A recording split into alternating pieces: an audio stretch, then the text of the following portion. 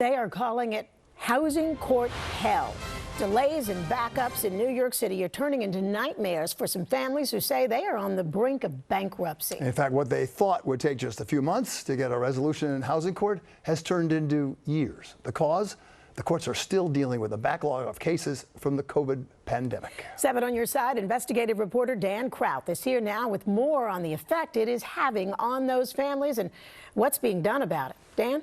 Bill and Sandra, it can take a while to go through housing court, and for good reason. It's a chance to get a good attorney and to fairly fight your case.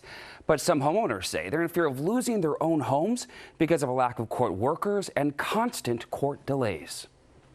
The system's supposed to be fair, but it's not fair. You can see the frustration in Sandra Claxton's eyes. She worked as a nurse for decades to buy her retirement home in the Bronx, a home she's now afraid of losing. I didn't expect this. Her home has a second-floor apartment she's been leasing out to help cover costs. The last receipt from 2 years ago. But says her tenant hasn't paid in more than 2 years. She took her to housing court and won, but the tenant is still living above her. The warrant has not been signed by the judge, so they cannot do anything about it. She had to wait for more than a year after winning her case for a judge to sign off on the eviction warrant. She's now waiting for a marshal to execute it. After I finished paying the mortgage, I hardly have anything left. Meanwhile, she's responsible for paying all the bills and utilities, or the tenant could take her to court. She's the one who not paying, but yet still she get a free pass. How many other Sandras are there out there? I was hundreds. Henry Ocasio works as a housing advocate for a nonprofit in the Bronx. It's mind-boggling why is it taking so long? It's a problem across the city.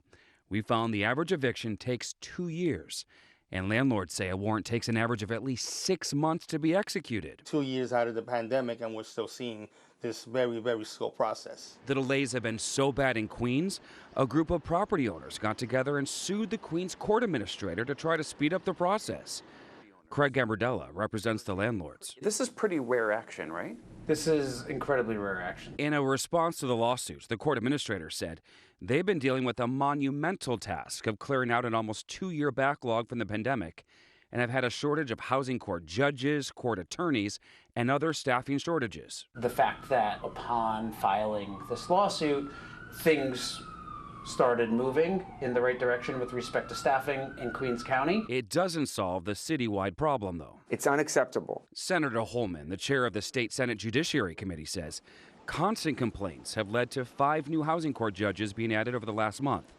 But the courts are still struggling to find qualified people to replace those who resigned or retired during the pandemic. Justice delayed is justice denied, and that's exactly what we're seeing in New York City Family Court. For small homeowners like Claxton, the changes couldn't happen soon enough. I think the justice system needs to be adjusted. I hope there's a resolution soon so I can live in peace.